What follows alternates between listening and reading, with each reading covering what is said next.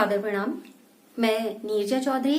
Biology के इस session को कंटिन्यू करते हैं। पढ़ रहे थे जेनेटिक्स को, और उस जेनेटिक्स में हमने लास्ट सेशन में कंप्लीट किया था कि किस तरीके से किसी लक्षण को प्रभावी और किसी को अप्रभावी माना जाता है, और उनके लिए किस तरीके से हम अल्फाबेट का इस्तेमाल करते हैं। हम अलग अलग अल्फाबेट इस्तेमाल क्यों नहीं करते, एक से अल्फाबेट इस्तेमाल क्यों करते हैं, तो इन चीजों को हमने पढ़ा था। अलग अलग इसलिए इस्तेमाल नहीं करते क्योंकि ये याद रखना थोड़ा सा डिफिकल्ट हो जाएगा कि ये एक ही एलील से रिलेटेड कैरेक्टर्स हमने लिए, मींस कंपैरेटिव कैरेक्टर्स जो भी लिए हैं। जैसे हम उदाहरण ले रहे हैं लंबे और बौने पौधे से संबंधित। हमने छोड़ा था कि एक स्क्वायर के बेस पर, यानी कि हम क्रॉसिंग जो कर रहे हैं उस क्रॉसिंग को इजी करना, और उस क्रॉसिंग के द्वारा ये जान लेना कि कितनी संभावनाएं होती हैं कि एक जनक के लक्षण दूसरे जनक के साथ कितने मैच करेंगे और कितने वो लक्षण आगे बढ़ेंगे। उसी की बात करते हैं।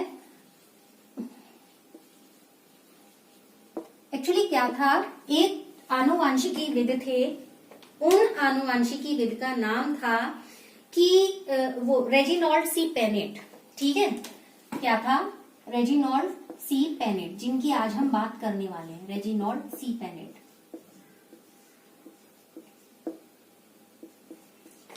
अब देखिए प्रोनाउंसिएशन का चेंज है। आप इसे पेनेट कहिए, पनेट कहिए, पेनट कहिए, ये प्रोनाउंसिएशन का चेंज है, लेकिन जो है वो यही है। इसमें क्या होता है कि उन्होंने क्या चीज बताई, उन्होंने क्रॉस के माध्यम से ये बताने की कोशिश की कि कोई भी जनक है, उनके द्वारा जो भी गैमीट है उनका प्रोडक्शन होगा। जब वो गैमीट आपस में मिलेंगे उनका क्या होगा? फ्यूजन होगा। फ्यूजन होने के बाद में उनका फर्टिलाइजेशन होगा। और फर्टिलाइजेशन जब होता है, यानी कि जब जाइगोट का निर्माण हो रहा है यहाँ पर, तो पौधे की जो जेनेरेशन है, जिन्हें हम F1 F2 जेनेरेशन कह रहे हैं, इन जेनेरेशन को इनके द्वारा प्रदर्शित करने के लिए एक आसान तरीका दिया गया, जिसे पेनेट स्क्वायर या पेनेट वर्ग कहा गया।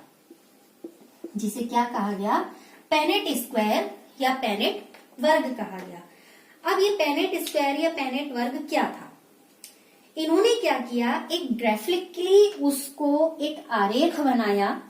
जो भी लक्षण थे, जो भी हमने लक्षण लिए, उनके बेस पर एक आरेख बनाया और एक जेनेटिक क्रॉस तैयार यहाँ पर किया। और उसके बाद जितनी भी संभावनाएं थी, जैसे लास्ट सेशन में जीनोटाइप और फिनोटाइप के बारे में पढ़ा था, तो जितनी भी संभावनाएं थी जीनोटाइप और फिनोटाइप की गणना से रिलेटेड, वो वहां पर जाकर क्या हो जाती हैं? इजी हो जाती हैं। और इन्होंने क्या कहा, माना जैसे हमने लंबे और बौने पौधे के लक्षण लिए थे, टाल और ड्वार्फ लिया था। ठीक है, इन्होंने क्या किया, देखिए क्रॉसिंग अगर करनी है, लंबे के लिए हम जानते हैं क्या लिया था? टी और टी, और इसके लिए लिया था स्मॉल टी। दोनों एक से हैं, तो इसलिए हमें पता चल रहा है कि दोनों क्या है? शुद्ध रूप में है। इन्होंने क्या किया, जब क्रॉसिंग यहाँ पर हो रही है, जितने कैरेक्टर लिए उसके हिसाब से एक स्क्वायर फॉर्म किया। यहाँ कितने एलील? 2 थे।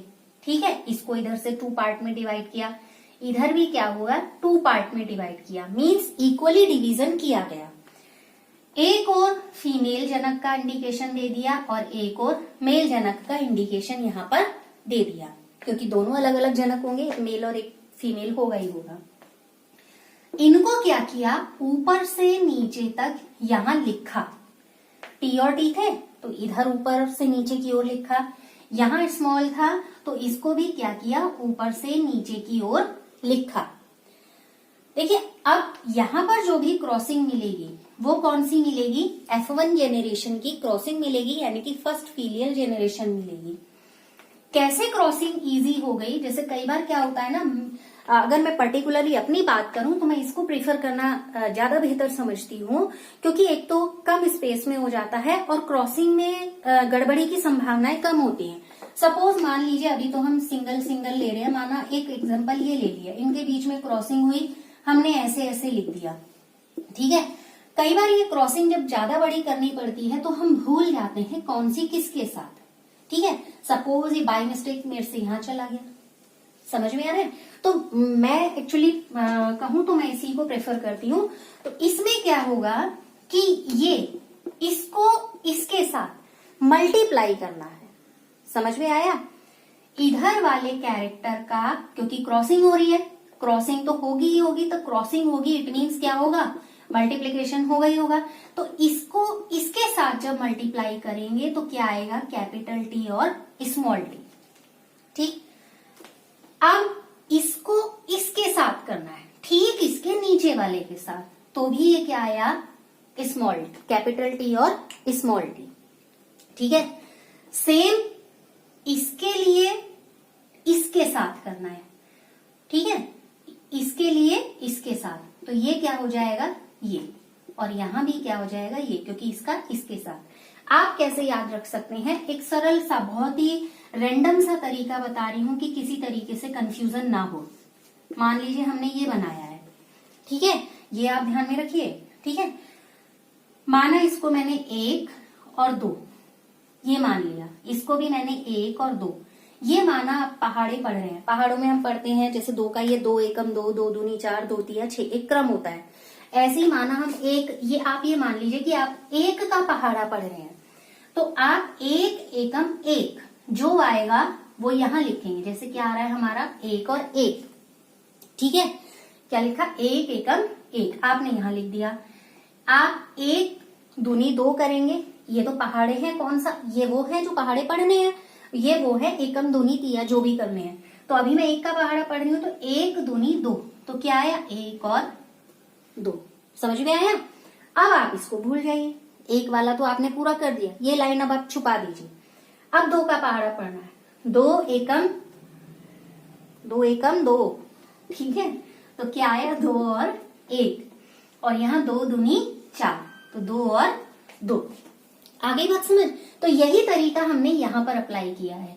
इसको 1 माना तो t और t का जो भी मल्टीप्लाई आया वो यहाँ रखा। मान लीजिए इसका पहाड़ा एक बार ये पूरा करना और इसका एक बार ये पूरा करना है, समझ में आया?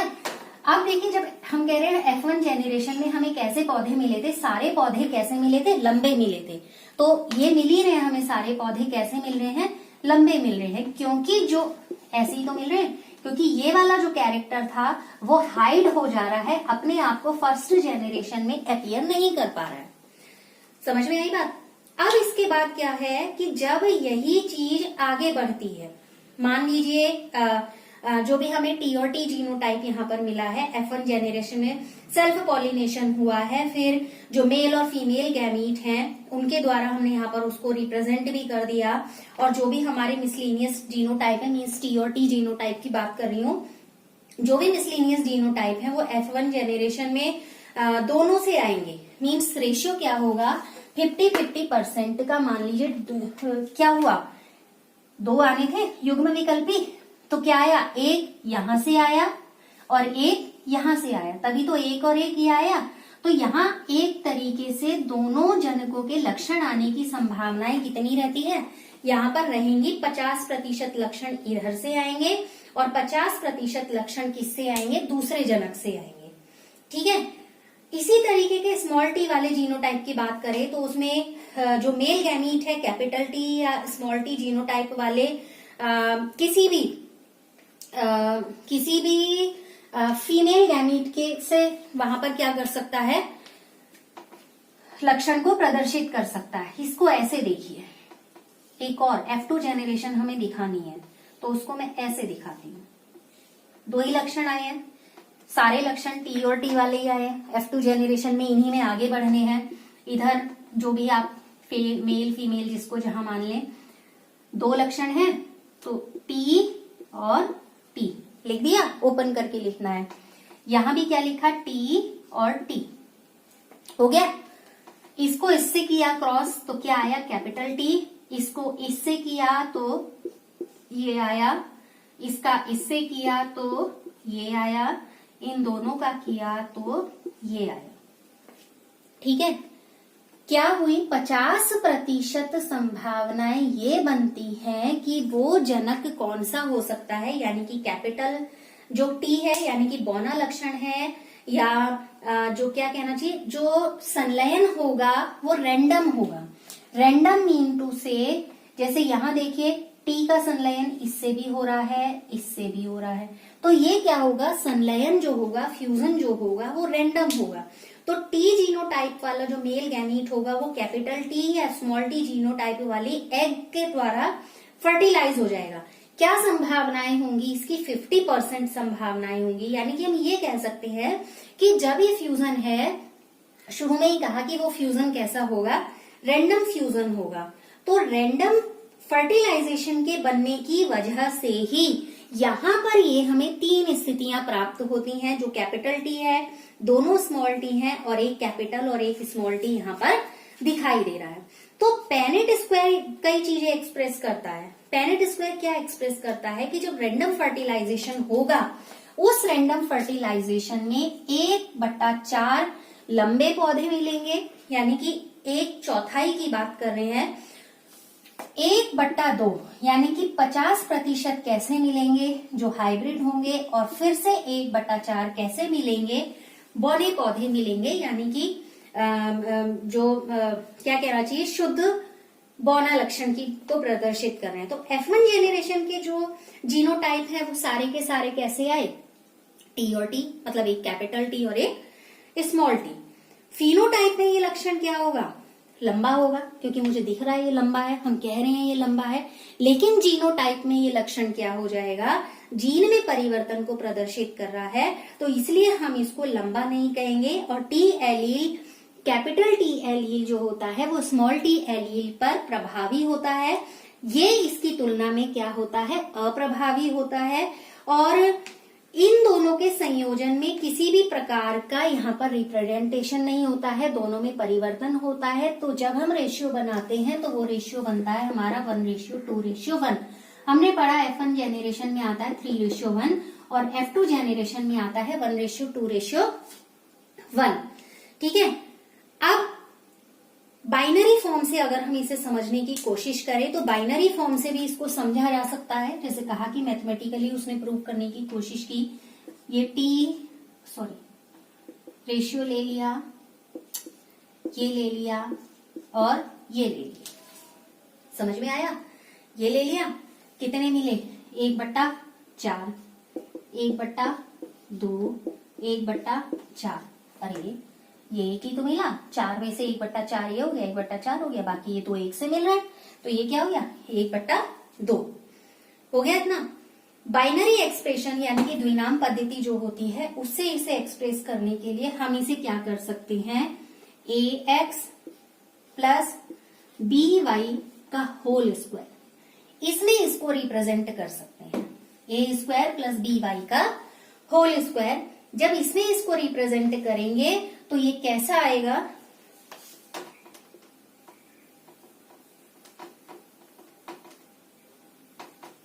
इसमें इसको रिप्रेजेंट करेंगे तो ये क्या, चलिए यहीं लिख देती हूं, 1/2t प्लस 1/2, इसकी बात कर रहे हैं, स्मॉल टी आ गया। ठीक है, समझ में आया, ये क्या आ गया, होल स्क्वायर। जब ये होल स्क्वायर आया तो ये आया 1/2 कैपिटल टी और 1/2 स्मॉल टी। ठीक है, किसका मल्टीप्लीकेशन होना है, इसको ब्रैकेट में हमने रख लिया, ये वाला फॉर्मूला लगाना है ना, किसका मल्टीप्लीकेशन होना है, 1/2 कैपिटल टी और 1/2 स्मॉल टी। समझ में आ गया। ठीक, अब इन दोनों को आपने जब जोड़ लिया तो ये कितना आया, 1/4 टी और टी, ये टी कैपिटल है, ये स्मॉल है, तो 1/4 कैपिटल टी और टी है। ठीक है, शुद्ध रूप है। और दूसरा आपका क्या आता है, 1/2 कैपिटल और स्मॉल टी आता है। और तीसरा आपका क्या रूप आता है, 1/4 स्मॉल टी।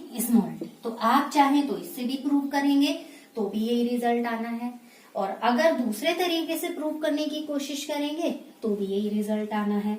तो पेनेट स्क्वायर भी वही रिजल्ट दे रहा है।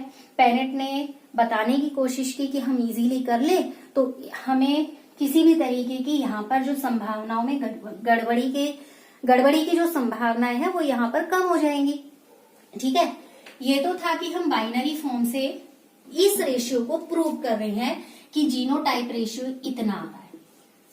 आगे बात समझ।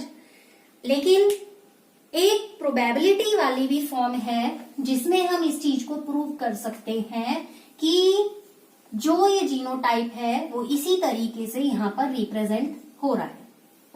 ठीक, उसको भी देख लेते हैं एक बार प्रोबेबिलिटी के बेसिस पे, यानी प्रायिकता के आधार पर।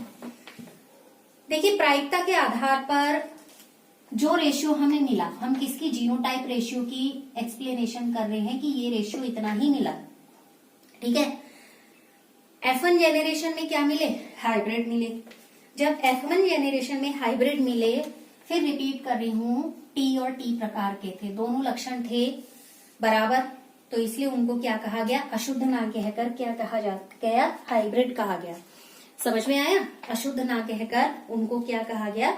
हाइब्रिड कहा गया। फिर F2 जेनरेशन है, यानी कि सेल्फ पॉलिनेशन होता है और मेल गैमीट के द्वारा या तो T allele, capital T allele प्राप्त होगा या फिर स्मॉल टी एलील प्राप्त होगा। और इसी तरीके के जब फर्टिलाइजेशन होगा, जो कि अभी हमने कहा कि जब फर्टिलाइजेशन होगा तो जो एग सेल होगी या तो वो कैपिटल टी देगी या फिर वो स्मॉल टी देगी। तो यानी कि जो मेल गैमीट है, मेल गैमीट से कैपिटल टी या स्मॉल टी प्राप्त करने की कितनी पॉसिबिलिटी है? इस बात की पॉसिबिलिटी है 50-50। जब हमने शुरुआत की तभी से ये बात कह रहे हैं। तो इस बात की कितनी पॉसिबिलिटी है? 1/2, यानी कि आधी संभावनाएं है कि जो क्रॉसिंग होगी वो इससे होगी या इससे होगी। आगे बात समझ।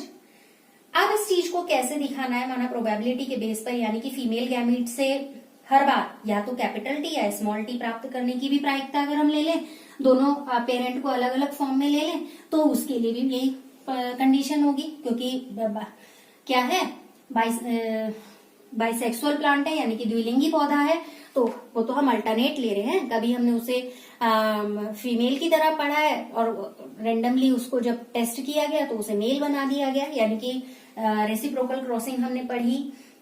अब यहाँ पर देखिए, जो भी स्थितियां आती हैं उनको लिखते जाते हैं। क्या संभावनाएं हमें मिलेंगी इन गैमीट के संदर्भ में?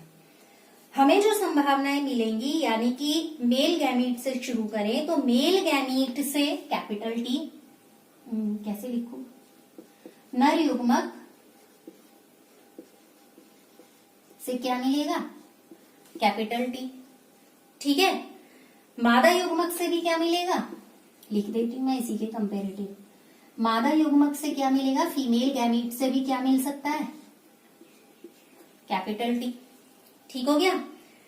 अब मेल गैमीट से क्या मिल रहा है?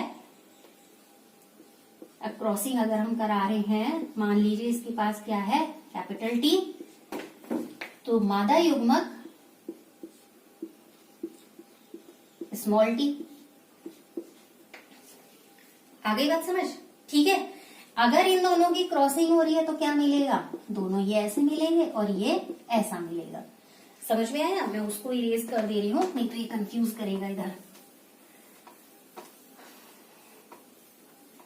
ठीक है, इन दोनों की क्रॉसिंग हुई तो ये भी कैपिटल ये भी कैपिटल, तो क्या मिला? Capital T. ये स्मॉल ये कैपिटल, वो हमें यहाँ पर ऐसा मिल गया। अगली स्थिति क्या होगी? ये तो कैपिटल के संदर्भ में थी। नर युग्मक स्मॉल टी, ठीक है, और अपोजिट हो जाएगा मादा युग्मक क्या आया? Capital T. यहां पर लिखूं मैं तो इसको भी मैंने ऐसे लिख दिया। ठीक है ना, इसे ऐसे भी लिख सकते हैं, लेकिन फिलहाल मैं बता रही हूं जैसे लिख दिया। ठीक है, अब अगली बात करते हैं कि जो नर युग्मक है, कैपिटल स्मॉल टी की बात कर रहे हैं। अगली कंडीशन क्या होगी? नर युग्मक मेल गैमीट स्मॉल टी है ही, तो इसमें किसके साथ, मादा युग्मक कैसा लेंगे, सोचिए कैसा लेंगे, स्मॉल टी। ठीक है, तो ये कैसा मिला हमें, ये चार स्थितियां मिल गई। यही तो देखा हमने कि 4 प्रोबेबिलिटी है जब इनके साथ इस तरीके की क्रॉसिंग कराई जाती है, तो वो 4 अवस्थाएं हैं जब ये मिल सकती हैं, capital t capital t, capital t small t, capital t small t और small t small t. Clear हो गया। अब चूंकि इन फैक्टर्स का क्या होना है, फ्यूजन होना है, संयोजन होना है, तो यहां पर हम कौन सी विधि के माध्यम से देख सकते हैं, एक मल्टीप्लीकेशन मेथड होता है जिसे गुणन विधि कहते हैं। एक क्या होता है, मल्टीप्लीकेशन मेथड होता है जिसको कहा जाता है गुणन विधि। अब क्या हुआ, हमें शुद्ध प्रभावी मिले, ये था शुद्ध प्रभावी, ये था शुद्ध लक्षण, और ये हमारे क्या थे, हाइब्रिड थे। तो पहले हम शुद्ध प्रभावी के आधार पर ही लेते हैं। शुद्ध प्रभावी के आधार पर कहने का मतलब ये है कि क्या मिलेगा, मैं इसको यहां लिखूं, ये ठीक है, यहां लिख देती हूं, जो ये क्लियर रहेगा। ठीक है, यही वाली चीज मैंने चार अवस्थाएं ये लिखी हैं, ठीक है ना, यही 4 क्या मिलेंगे, अब हमने कहा गुणन विधि की बात हम कर रहे हैं। गुणन विधि के माध्यम से क्या होगा, ये 2 मिले हैं, यानी कि 1/2t आधा, अगर ये 2 हैं, 2 में से एक ये और एक यही तो हो गया।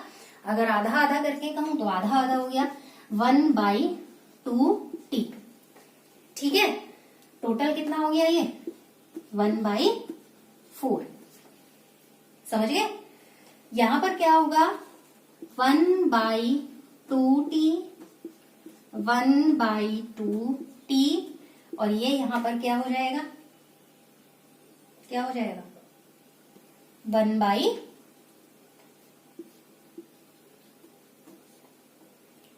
यहां 1/2t, ये 1/2 आएगा। ठीक है, 1/2t, 1/2t, और ये भी कितना आ जाएगा, 1/2। ठीक है, 1/2 क्यों आएगा, 2 और 2 4 ही तो आएगा। ठीक है, ये हो गया। आगे बात समझ, इसके लिए भी क्या आ गया, 1/2t, 1/2t, और ये आ गया 1/4। इन दोनों में लक्षण चूंकि एक से हैं, तो ये क्या हो जाएगा, 1/2। ये क्या है, 1/4। ये क्या है, 1/4। रेशियो क्या आया, 1:1। तो रेशियो हमारा जीनोटाइप का क्या मिला, 1:2:1। आ गई बात समझ। चूंकि 1/2t और 1/2t क्या है, 1/4 है, जैसा हम ये दिखा रहे हैं इनके लिए। अगर आप इसको जोड़ के माध्यम से देखें, मान लीजिए जैसे शुद्ध प्रभावी, जैसा हमने यहाँ कहा कि 2 डिफरेंट तरीके के हैं, जैसे हमने एक स्थिति ये लिखी, जैसे टी और टी, अगर इन दोनों को कंपेरेटिवली ऐसा ही करें, माना मैं इसको ऐसे ही लिख देती हूँ, टी और टी, जो स्थिति हमें यहाँ पर मिली। ठीक है, इसको आप ऐसे समझेंगे कि ये 1/4 कैसे हुआ, ये वाला 1/4, लेकिन दोनों क्या है, अशुद्ध फॉर्म है, इसीलिए इन दोनों को जोड़ दिया और ये हमें क्या मिला, 2 मिले। ठीक है, ये हमने कहा कि क्योंकि ये नरयुग्मक यहाँ पर हमने पहले लिया स्मॉल टी और फिर कैपिटल टी, हमने डायरेक्ट इसको ऐसे लिखा, लेकिन एक्चुअल में क्या है, अगर मुझे प्रायिकता दिखानी है तो मैं इसको स्किप करके मैं कैपिटल टी और स्मॉल टी और कैपिटल टी लिख रही हूँ। तो उस बेस पर ये क्या आया, उस बेस पर ये 4 कंडीशन में से 1/4 आया। लेकिन ये क्या है, हाइब्रिड ही तो है, इन दोनों को हमने जोड़ लिया है, तो ये क्या आया, यहाँ पर 2 आया। तो 1/4 क्या हो गया, इन दोनों को जोड़ लिया तो क्या आ गया, 1/2 आ गया। अब जब ये 1/2 आया है तो रेशियो हमारा क्या आया था, वही आया 1/4 रेशियो 1/2 रेशियो 1/4। तो हमारा फाइनली क्या रेशियो मिला है, 1:2:1 का रेशियो मिला है। तो जो यहाँ हमें जीनोटाइप के रेशियो प्राप्त हो रहे हैं वो जीनोटाइप के रेशियो या तो हम प्रायिकता के आधार पर या द्विपद के आधार पर भी उसको समझा सकते हैं कि हाँ वो रेशियो सही है। और ये मैथमेटिकली जो ये चीजें हैं, जैसे आप आगे भी मान लीजिए यूजी क्लासेस के लिए मैं बात करूं तो उन क्लासेस के लिए भी ये महत्वपूर्ण है, क्योंकि एक्सप्लेन करना पड़ता है, कई बार बताना पड़ता है। तो फिलहाल आज के सेशन में इतनी ही बात करेंगे। जो नेक्स्ट सेशन होगा, चूंकि क्रॉसिंग स्टार्ट हो चुकी है, तो नेक्स्ट सेशन में हम बात करेंगे टेस्ट क्रॉस और बैक क्रॉस की, जो कि बहुत ज्यादा इंपॉर्टेंट है। तो फिलहाल अभी इतना ही, जल्दी मिलेंगे नेक्स्ट सेशन में। धन्यवाद।